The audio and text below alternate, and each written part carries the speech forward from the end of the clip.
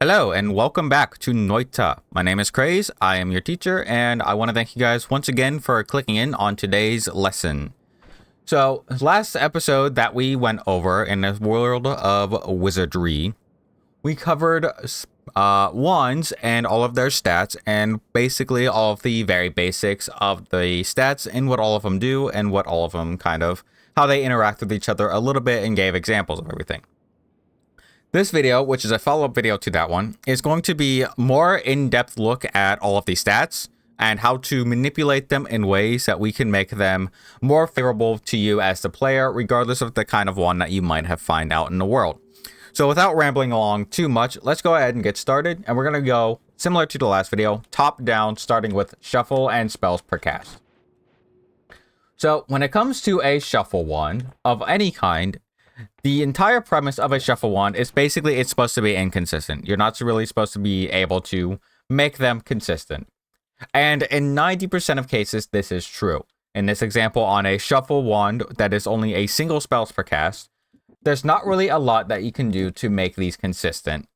So if I were to put on just, let's say, a bunch of modifiers here, just as an example here, and I were to come over here to the mid, where we have a very convenient spell board back here when I shoot, you'll see that every single time I shoot, every now and again, I'll get all of my modifiers. Sometimes I'll get one, sometimes I'll get none. And that's just kind of the premise of a single spells per cast shuffle wand. There's not really a way to make it consistent. However, if you were to find a shuffle wand, so in this example here, that is multiple spells per cast. It doesn't have to be 5. It can be 4. It can be 3. It doesn't matter the number. There is actually a way to make this consistent. So before I explain how to make it consistent, let's go ahead and take a quick peek at this. We have a shuffle wand that is 5 spells per cast. We have 5 bubble sparks on here and a bunch of modifiers. We'll even add a couple more on here just for the hell of it. Now when I go and shoot this, you'll see that every now and again, I do get everything that's on the wand as described. I get the 5 spells, and then I get 6 different modifiers when I shoot it. Sometimes I do, sometimes I don't. In an ideal world, we would want all of these modifiers always applied to all of these bubble sparks here, every single time. Now, on a non-shuffle wand, you can obviously make that really easily happen. But on a shuffle wand, you might have to do a little bit of tinkering with it. And by that, I mean the answer to it is extremely simple. So when you have a shuffle wand that is a multicast like this, so in this case, 5, if we were to take the amount of projectiles that it can cost at once, so again, in this case, 5, and we reduce it by 1, so if we take away one of these bubble sparks, we have 4 bubble sparks and a bunch of modifiers. Doing this simply right here will make this consistent, and I will show that right here. So every time we shoot this, we will shoot out 4 bubble sparks every single time, and we will shoot out every single modifier. So we have 6 modifiers here. We will shoot those every single time. No matter how many times I shoot this, every single time, all 6 modifiers will get slapped onto the bubbles, and I will shoot all 4 bubbles. Now, why is that? And the reason why that is, how we make this do what it's doing and how we made it consistent is purely working off of the spells per cast. So the way that spells per cast and in tandem multicast spells like this up here work is when it grabs the multicast, it has to grab 5 spells in this case before it is considered resolved, if that makes sense. So let's assume that this was just a non-shuffle. Let's assume it was a non-shuffle just for the sake of example here. It would have to grab 5 spells. So the first one that it would grab, if it was non-shuffle, would be this bubble spark, so 1. The second one would be a second bubble spark, so 2. Third spell would be another bubble spark. Fourth spell would be another bubble spark. The last one that it would grab would be this modifier.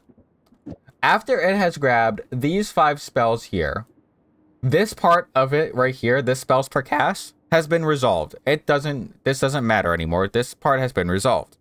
However, it keeps going on because the last thing it grabbed was a modifier. A modifier has to grab something else as well, because that's just how modifiers work. So when it sees this modifier, it's going to go, oh, I'm a modifier. I have to grab another spell. The only other spell that's available, because it cannot grab something else that has already been grabbed before prior to it. So in this case, all these bubble sparks have been grabbed already. It can't grab another bubble spark. The only thing that it has available to it is any one of these plethora of modifiers. So let's say it grabs this damage plus. So now this one is now resolved. Now this one has to grab something. Again, it only has modifiers, so it grabs a modifier. This one's now resolved. Modifier has to grab something else. It grabs a modifier. This one's resolved. This one's a modifier, has to grab something else. Grabs this one, it's resolved. Oh, there's another modifier, has to grab something else. Grabs this one, it resolves. When it comes to the last one, it's a modifier. So again, similar to these last ones, it has to grab something. But because there's nothing else left to grab, it just resolves itself. And so because of that, all of these will always be cast all at once. And as you see in this example here, every single time I shoot, it will always shoot everything on the wand. So you have a multiple spells per cast shuffle wand. Take its spell count, subtract it by 1. That's how many projectiles that you can slap onto it, and then load it up with as many modifiers as you want. I can even do this. I can do 2 add manas, all the recharge times in the world. Hell, I'll drop a freaking Nola for hell if I care for it. And I will always shoot everything on this one. Obviously, it's not doing anything because of Nola, but that's its own thing. But I hope this kind of gives you the example here. So that's how you can make a shuffle wand a little bit more consistent in your runs. So the next stat that we're going to be talking about and how to kind of manipulate it is we're actually going to go ahead and talk about recharge time. Now, I want to skip over cast delay for now, right now, because there is a lot more going along with cast delay than there is recharge time. And recharge time is going to be a little bit more quicker to explain and a little bit hopefully less rambly like than the shuffle example was. So in this example, I have this wand right here that has a single second recharge time. Now, along the game of Noita, there is quite a few different ways that you can reduce the recharge time. The primary method, I would say, is going to be through the reduce recharge time modifier, luminous drill, digging bolt, and chainsaw. All 3 of these, or all 4 of these, are the primary ways that you can reduce a recharge time below what its baseline is. So in this example here on this wand, we're going to put these up here for now because these are going to be used for something later. I have a wand here that has a recharge time of a single second. If I was to put this bubble spark on here, just to use it by itself as the example so you can get an idea of how long a second is. Takes a pretty long time, right? You can put a recharge reduction time modifier on it. We reduced the recharge time by 0.33 seconds. So that 0.33 seconds would take away that much from the recharge time, and it would put it down to 0.67, I believe, something like around that line. And if we shoot this, we have a little bit faster. If we add a second one, a little bit faster. All right. If we add a third one, and now we're basically rapid firing it. And the reason why that is because we have reduced the recharge time to basically 0 seconds. But on top of that, we also have cast delay reduction on these, which is a lot more, like I said, going to be a lot more adjusted by various different methods. And when we get to cast delay, I'll explain a little bit more on that. But for the sake of this example, we do have this basically shooting at rapid fire. Another way you can reduce the recharge time is if we take this multicast, for example, here, and we'll add, let's say, 1, 2, we'll actually do we'll do one recharge time reduction thingy here. We'll do that. So now we have the recharge reduction from the modifier, which is 0.33. Luminous drills also have recharge time reductions of 0.17. So 2 of these is basically equivalent to a modifier. So that's basically 2. And then the digging bolt also, again, has some recharge time reduction. So this isn't going to be rapid fire, but it'll be very fast. So that is a way that you can reduce your recharge time. Another way that you can reduce the recharge time, again, rather than just do the spells like Luminous Drill, Digging Bolt, and recharge time reduction modifier, is through a spell, or not a spell, a perk called Faster Wands. So Faster Wands is a one-time pickups perk that when you pick it up, whatever wands that you are currently carrying, they will get a very slight reduction to their cast delay and their recharge time. I believe it is a percentage of what the base original was. I could be wrong. I will put the full description of Faster Wands perk on the screen right now so that you guys can read and figure it out. But for the most part, it's not as often that you'll find it. And honestly, there's just generally going to be a significantly higher amount of perks that you're going to want to take over this.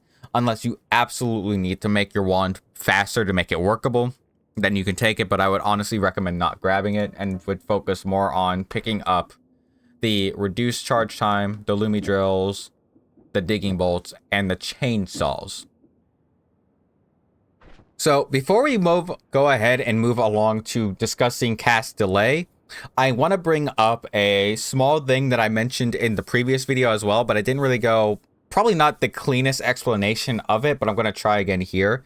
And that is the correlation of your recharge time and cast delay kind of being pseudo one and the same when it comes to reloading your wand. So what do I mean by that? So recharge time, as I mentioned in the last video, is the amount of time it takes for your wand to basically reload itself once it has casted everything on the wand. So if I were to do this bubble spark here, just a single bubble spark, as I said before, this orange bar right here is the wand recharge time. This is your recharge time. In this wand's example, it's 0.33 seconds, and my cast delay is 0.2 seconds. And the cast delay in this example with this bubble spark does not matter. However, if I were to change this bubble spark out for a lightning bolt, when I go to shoot this, I have a much longer recharge time. And the reason why is because the lightning bolt here in this example adds 0.83 seconds to the cast delay. If you add that 0.83 seconds to the cast delay of the wand's baseline stat, which is 0.2 seconds, that makes the cast delay equivalent to a 1 second or slightly over 1 second. And because the cast delay in that example, in that case, would be higher than the recharge time, the game is going to consider the cast delay the higher of the two numbers, and that is going to become your recharge time, essentially. So basically, if your cast delay ever becomes higher than your recharge time, your cast delay is also your recharge time. If that kind of makes sense. I'm not the cleanest when it comes to explaining this, but I kind of hope this example shows you what I mean. So again, quick little showcase with Bubble Spark. I have this orange bar here showing me my wand recharge time. If I switch this out to the lightning bolt, I still get that orange bar up here, as you can see, but I can't shoot it again because of cast delay. Wand recharge and then cast delay, because you still have to wait for that cast delay. Even though your wand is technically recharged, you still have to wait for the cast delay. So I hope that kind of explains that a little bit better. Hopefully, maybe, I don't know. If you're still having problems with it, I can try to explain it in the comments below if you guys are having questions on it. But otherwise, that's about as best as I can give in a video format. So let's go ahead and actually move on. So the next stat that we are going to go over a little bit more in depth here is now going to be talking about cast delay. Now, the reason why I wanted to delay cast delay a little bit, pun intended, is because cast delay is probably the stat on the wand that's going to be modified the most out of any other stat in the way that you can manipulate it in a favorable position for you the most commonly. Now, the reason why I say that, and I'm going to pick up this wand here for the example when we get to it, and the reason why I say cast delay is the most modified, basically, is because just about every single spell modifier, spell effect, everything in the game, in some way, shape, or form, does affect cast delay a little bit. So you can see here on the Bubble Spark, we have minus 0.08 cast delay. On the Drill, we have an additional 0.2 cast delay. On the lightning bolt, we have an additional 0.83. We have recharge time affecting it a little bit. We have add mana affecting it. We have Nola affecting it. We have damage affecting it. We have just like, again, like 90% of the spells and spell modifiers in this game affect cast delay. So with this wand right here, and this is an extreme case wand here, we have a cast delay of 0.4 seconds. Now, this is not 0.4 seconds, 4 seconds. This is an extreme case scenario. You will never find a wand like this out in the wild. I don't believe you can. I think the highest you can find is like something like a 1.5, maybe 2 second cast delay kind of deal, but that's extremely rare that you'll ever find anything like that. So just kind of like looking at this wand initially, you're already kind of like looking at the stat on it. It's like, that's kind of garbage. There's no reason why I would ever want to take that. It's got way too long of a cast delay. There'd be no way I could ever get use out of it. And in 99% of cases, you would be correct. Because even if I was to load up all of these modifiers here, right here, these reduced charge times, I add, let's say, this multicast here with all the luminous drills and all the drilling bolts, and then I were to slap on this bubble spark here at the end. There's no way that you're going to make this workable. Even if it was like a big heavy burst one, you're not really going to be able to make that workable. It's not worth it. However, there is a very, very important spell that we all need to learn, and we all need to love, and we all need to understand. So, when I was covering over the recharge time portion of the stat, I very specifically ignored Chainsaw. Now, at initial glance, Chainsaw only has the effect of reducing your recharge time by 0.17 seconds. That doesn't seem like a lot. That doesn't seem worth it. It's the same as basically Luminous Drill and Digging Bolt. Why is Chainsaw suddenly so special? Well, if you remember in the case that we had, where, again, this wand, 4-second cast delay, it's going to be basically impossible to use, right? Like, there's no way you can make this work. There's just no fucking shot you could ever in a million years make a 4-second cast delay make it.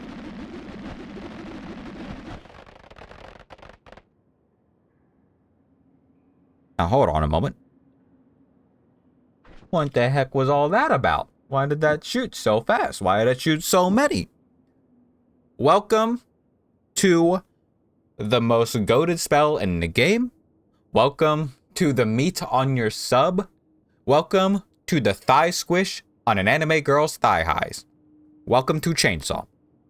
Chainsaw is an extremely, extremely strong spell that whether you are a beginner or an advanced player, Chainsaw is the most have go-to spell on just about any single wand build, any single wand crafting, anything like that.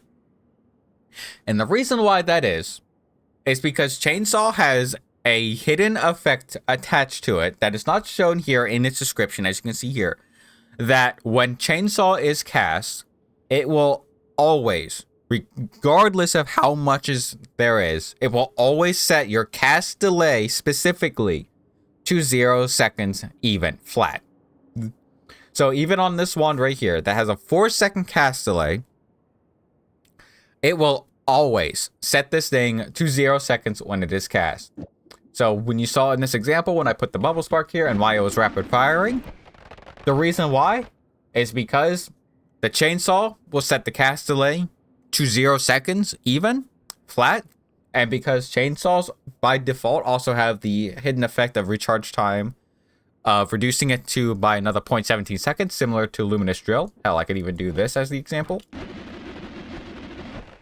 This one now basically has a 0 seconds cast delay and a 0 second recharge time. And even if I were to take a big spell that adds a crazy amount of cast delay, say like Lightning Bolt here, if I were to put this on here, very similar situation. I'm actually going to add some mana here just to make sure. I can rapid fire it. until that happens, but I can rapid fire this. Goodbye bitrate, by the way. So why does this work? And well, like I already explained, Chainsaw does set your cast delay to 0 seconds. This is a very special spell, and you should always, always, always hunt it down whenever you can. If you see a wand with Chainsaw on it, even if it's just one Chainsaw, you need to take it. It is just that important. It is just that good. Now, similar to spells and spell modifiers, reducing cast delay and recharge time, there are modifiers and spells that add it. Like I said, shown you with the lightning bolt, we have added cast delay. But when we put on the add mana that I was using for that example before, we have an additional add cast delay.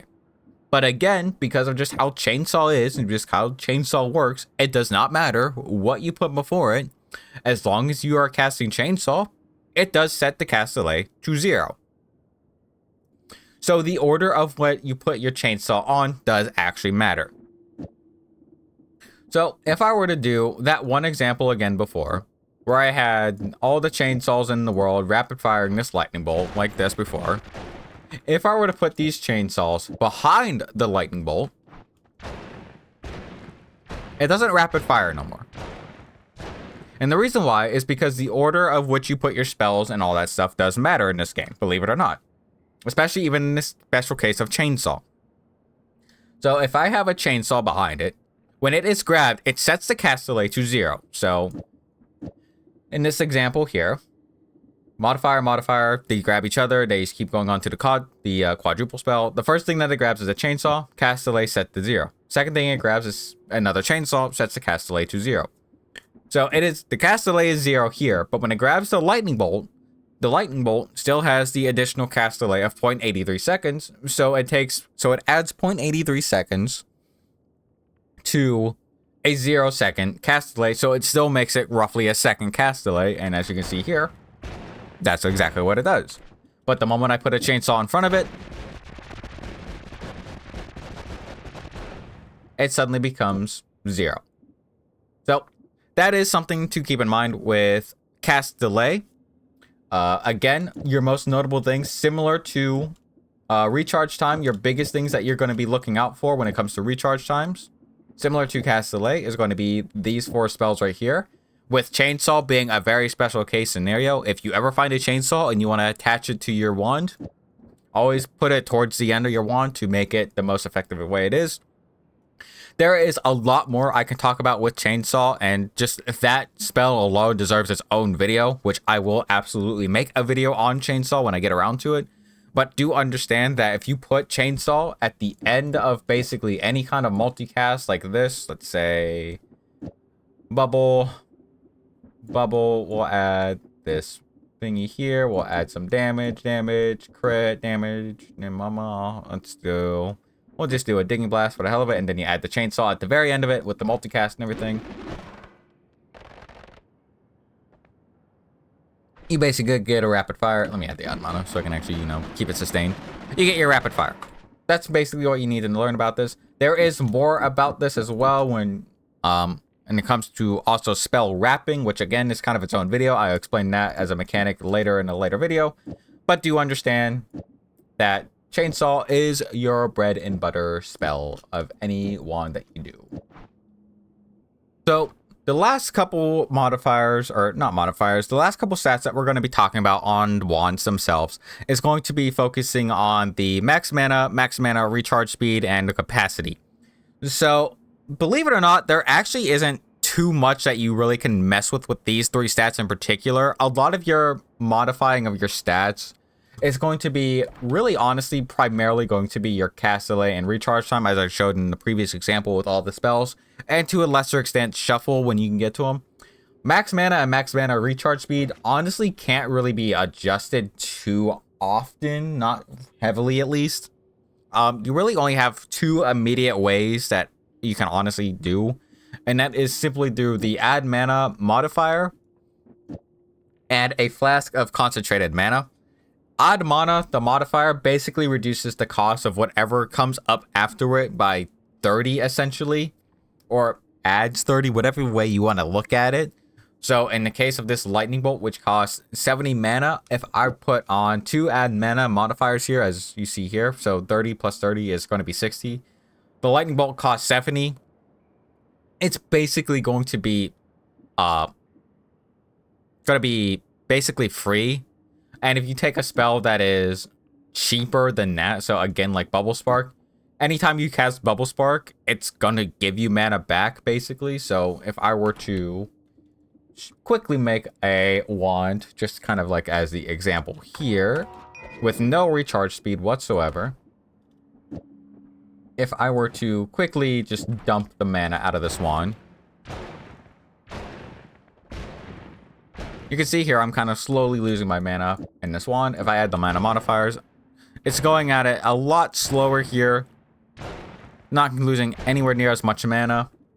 But if I were to add Bubble Spark here, I'm getting mana back, because the Bubble Spark is significantly less than what I'm getting back from the 2 add manas here in this example. So that's kind of a quick way that you can make more mana back and kind of manipulate the mana stat on your wand. Now, the last stat on the wand that we can and I'm putting that in very heavy quotes, pseudo manipulate, is your capacity. Now, what do I mean by pseudo manipulate your capacity? Well, there is a mechanic in this game that the community has dubbed spell wrapping, which is basically taking anything that is on your wand and essentially kind of looping back around to the start of it to double up on it, essentially. The way that this is going to work is the wand is going to grab the Luminous Drill first here, and it's going to use its effect and everything of reducing the recharge time by 0.17 seconds. That will push it to a recharge time of 0.17 seconds again. So in order to make the recharge time in this example here 0, essentially, you would need essentially 2 Luminous Drills here. Now, that's not exactly hard to do, but let's say you want to save space. Maybe you want to do something else. What you could do is what we call spell wrapping back into it and doubling up on its effect. So the way that you do that is you take basically any kind of multicast here. It can even be a modifier. That works too. And actually, yeah, I'll do chainsaw here. And the way that you do that is you put your multicast, and then you put whatever effects, spells, and all that stuff that you want to put at the end of it. So we'll do all of the bubbles. I don't have any more bubbles. What happened to all my bubbles? That doesn't matter. We'll do... No, we can't use the drill because that lowers my thingy. We can just quickly make another bubble. We can put bubbles here. And the way that this works is when you come into your multicast, it's going to grab 1, 2, 3. Now, if you remember from the example before, because there's nothing else left to grab, it typically ends. However, this multicast does not include this chainsaw normally. This chainsaw does not ever get grabbed by this multicast yet. So what it's going to do is for this last spell slot that it wants to grab, it's going to essentially go all the way back around to the start of the wand and grab the first thing that it can and basically drag it to right here. So when I shoot this, as it is right now, if I have this multicast, all the bubbles, and then 1 chainsaw, it doesn't rapid fire yet. And it's kind of rapid firing, but it's not rapid fire like we know. But if I put this chainsaw behind the multicast, it rapid fires. And that is because this multicast, the last thing it needs to grab, wants to grab something. And again, this chainsaw was not grabbed initially, so it comes all the way back around to grab it and bring it to where it is. And again, this doesn't have to be just another spell. It can be a modifier like this. It could be something like damage plus. Its last thing it can do is it wraps all the way around, grabs this modifier, brings it all the way back over here. Well, again, the modifier is kind of doing the same thing like it did in the previous example when it came to the shuffle stuff that I mentioned earlier at the very start of the video. The modifier wants to grab something, And this chainsaw, again, still has not been grabbed by this multicast, and it hasn't been used at all. So it comes all the way back around, grabs the chainsaw, brings it back up here, and essentially this is what it does when it's wrapping, like in the this spell wrapping example. So if we do this again, all of those bubble sparks have the modifier on it, and it is still being grabbed by the chainsaw, allowing it to rapid fire. So this is kind of, like I said, a pseudo way to expand your capacity on your wand. And again, I'm definitely putting that in very big quotations because this isn't actually expanding your capacity. It's just doubling up on certain effects that you might want to try to double up on. Spell wrapping is, again, one of those things that is just such a much more complex mechanic that I feel like I need to do an entire video to explain what the hell is all going on behind the scenes with it. But for the most part, if you understand the very basics of wrapping with this quick and dirty example, you can go very far with it.